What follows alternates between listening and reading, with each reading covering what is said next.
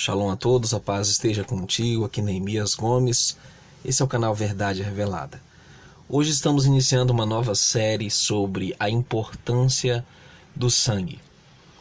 Com o peso do tema diante do enfrentamento das decisões atuais, o mundo científico, religioso, os princípios éticos e espirituais em torno do consumo de sangue.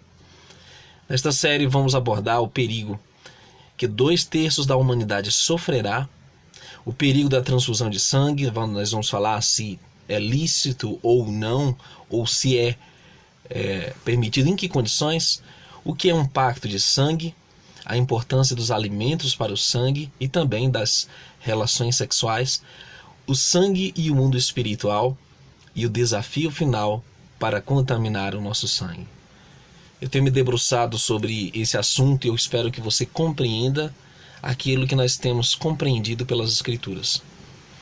Nós vamos começar com Levítico 17:11, que diz: porque a vida da carne está no sangue. Algumas versões dizem: porque a alma da carne está no sangue.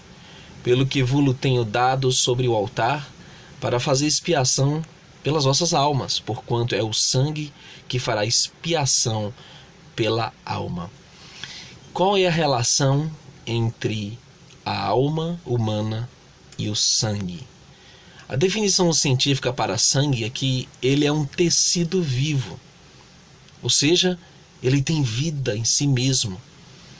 E ele está muito além daquilo que a ciência sabe. E está também muito além daquele conceito filosófico religioso sobre o que nós aprendemos. E com certeza você ficará impressionado com o entendimento real que a Bíblia traz sobre o sangue. Nós vamos começar com uma história muito bem conhecida, que é a história de Caim. E em Gênesis 4:8 diz que falou Caim com seu irmão Abel, e sucedeu que, estando eles no campo, se levantou Caim contra seu irmão Abel e o matou. E disse Iarro a Caim: onde está Abel teu irmão? Ele disse: não sei. Sou eu o guardador do meu irmão? Verso 10, note: e disse Eloá: que fizeste?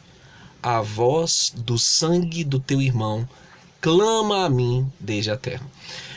Muitos religiosos vão dizer que isso é apenas um sentido figurado. A voz do sangue clamou no sentido que chegou ao conhecimento do Criador, que ele havia feito aquela coisa horrível, matado seu irmão. Mas não, senhores. A Bíblia não deve ser compreendida simplesmente todo o tempo espiritualizando tudo que está literal, escrito, e tampouco tornando literal tudo aquilo que está claramente espiritual. Nós estamos falando aqui de um contexto literal em que o Criador diz que a voz do sangue do teu irmão clama a mim desde a terra. E agora maldito és tu desde a terra, que abriu a sua boca para receber da tua mão o sangue do teu irmão. Quando lavrares a terra, não te dará mais a mesma força. Peregrino e errante serás na terra. Então vamos lá. Existem aí algumas expressões nesse texto, como a voz do sangue clama. Quando as pessoas leem literalmente isso aqui, elas vão pensar da seguinte forma: sangue não fala. Então, não deve ser algo literal. Mas e se nós entendermos que a alma está no sangue? Se nós entendermos o conceito de alma, biblicamente falando, do hebraico nefesh, nós vamos entender algo muito interessante. Existe inteligência na alma, existe consciência, existe percepção. E nós vamos já trazer esse entendimento, mas nós temos que pensar: e se houver algo mais que físico no nosso sangue? E se a alma estiver no nosso sangue? Isso vai tornar nossa visão de tudo relacionado a comer sangue, a coisas relacionadas como relações sexuais no período menstrual da mulher. Isso vai nos fazer repensar sobre os antídotos que estão nos oferecendo aí, à base de mudança de RNA, à base de sangue de fetos, sangue de animais. Isso vai nos fazer repensar muita coisa. Aqui diz: a terra abriu a boca para tragar o sangue.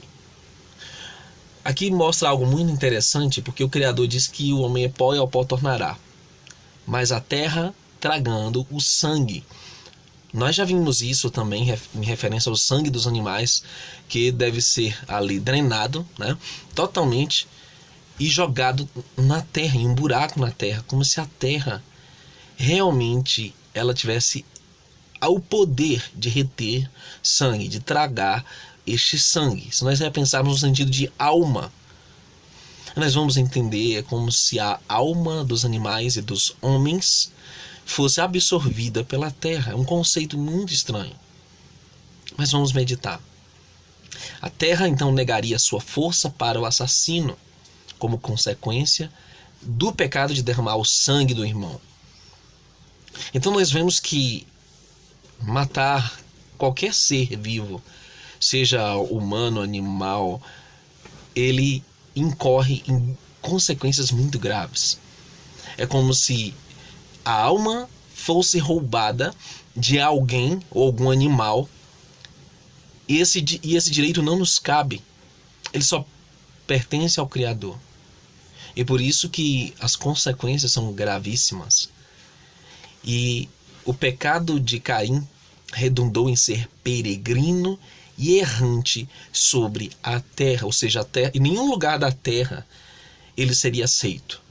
A terra não iria recebê-lo para que ele se estabelecesse em um determinado lugar. Pelo contrário, ele seria vagabundo, errante. Existe aqui nitidamente uma implicação metafísica, ou seja, além do literal, além do físico, para o sangue físico. Ele é um portal para o sobrenatural e explica o interesse de todo o mundo espiritual em rituais de sangue, genética e prescrições bíblicas para a conduta alimentar e comportamento sexual.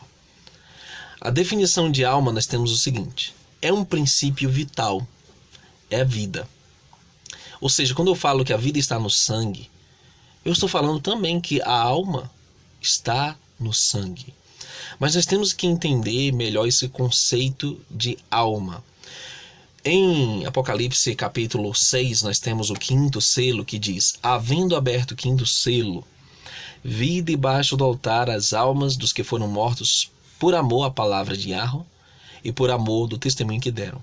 E clamavam com grande voz, dizendo: até quando, ó verdadeiro e santo soberano, não julgas e vingas o nosso sangue dos que habitam sobre a terra? E foram dadas a cada uma vestes compridas brancas, e foi-lhes dito que repousassem ainda um pouco de tempo, até que também se completasse o número de seus conservos e seus irmãos que haviam de ser mortos, como eles foram. As almas clamavam ao Eterno por vingança do seu sangue derramado pelos seus assassinos. É como se o sangue deles clamasse, mas no sentido de que suas almas estavam debaixo do altar, provavelmente o altar de incenso, onde o Eterno recebe suas orações, clamando por vingança. Muitos vão dizer assim: espera um momento, as almas do sangue, as almas dos santos jamais iriam clamar por vingança. Mas os que foram mortos e assassinados, sim. Está muito claro aqui que as almas clamavam ao Eterno por vingança do seu sangue derramado pelos seus assassinos.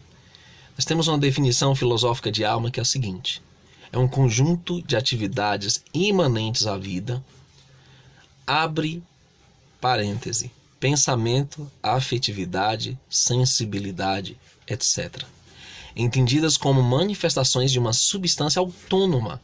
E essa parte que me chamou muita atenção, ou parcialmente autônoma em relação à materialidade do corpo. Então existe algo que transcende o corpo físico e está no nosso sangue. Por isso que é tão importante.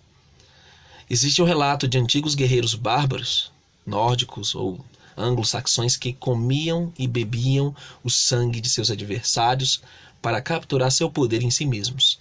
Eles acreditavam aprisionar as almas de seus oponentes. Nós vamos ainda tratar desse assunto com mais detalhes em um tema sobre o mundo espiritual e o sangue, mas nós entendemos por que os ocultistas e satanistas, eles têm tanto interesse em rituais de sangue, e por que eles entendem que há poder no sangue, que tem uma relação com a alma dos homens, que tem uma relação em que com esses demônios se alimentam da alma dessas pessoas e do sangue delas, por meio do sangue físico delas. Mas nós vamos obter um entendimento melhor sobre o poder do sangue do Messias. E aqui está, em Mateus, ou melhor, Marcos 14, 24, o Messias disse, e disse-lhes, isto é o meu sangue, o sangue do Novo Testamento, ou da renovação da aliança, que por muitos é derramado. Em Romanos 3, 25 diz, ao qual o Altíssimo propôs uma propiciação pela fé no seu sangue, para demonstrar sua justiça pela remissão dos pecados dantes cometidos, sob a paciência do Eterno. Então a propiciação é pela fé no sangue do Messias. O sangue literal dele, vertido no madeiro, pela fé, pela confiança nisso, nos possibilita a remissão dos nossos pecados. Romanos 5,9 diz, logo muito mais agora, sendo justificados, ou seja, tornados justos pelo seu sangue, seremos por ele salvos da ira. Quando você entende que o sangue é a alma dele, a vida dele, a presença dele, você vai entender então que a presença dele, a vida dele nos é dada em nós, para viver em nós. De forma espiritual, nós assimilamos a vida dele, a alma dele em nós. Em Efésios 1,7 diz, em quem temos a redenção pelo seu sangue, a remissão das ofensas, segundo as riquezas da sua graça. Então a redenção é pelo sangue do Messias. Quando nós entendemos que no sangue dele estava a alma dele, nós compreendemos todo o poder que vem do sangue do Cordeiro. Por isso, queridos, que nós temos que conhecer o poder do sangue do Cordeiro, assim como o mundo espiritual maligno sabe o poder que há no sangue. Nós entendemos que no sangue do Messias há poder.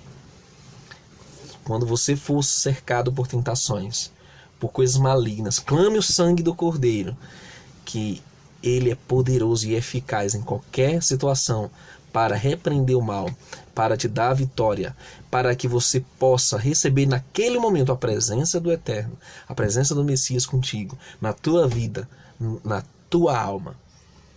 Colossenses 1,14, em quem temos a redenção pelo seu sangue, a saber, a remissão dos pecados. E que, havendo por ele feito a paz pelo sangue no madeiro, por meio dele reconciliasse consigo mesmo todas as coisas, tanto as que estão na terra, como as que estão nos céus. Um outro trecho do Apocalipse me chamou muita atenção, que vai dizer que ele comprou com seu sangue homens de todas as nações. Apocalipse capítulo 5. Que justamente as almas são compradas com um grande preço, que é o sangue do Cordeiro. Porque a alma, a vida dele está no sangue. Então, alma por alma, sangue por sangue, tem que ser o preço. Eu espero que você tenha compreendido essa mensagem, que as implicações do sangue físico, elas são sobrenaturais. Existe um poder ali no sangue. Sempre que você pensar em qualquer coisa relacionada a sangue, você vai lembrar desta mensagem. Que o Eterno te abençoe. Shalom, shalom. Até um próximo estudo, onde iremos falar do perigo que 2/3 da humanidade corre. Até um próximo estudo.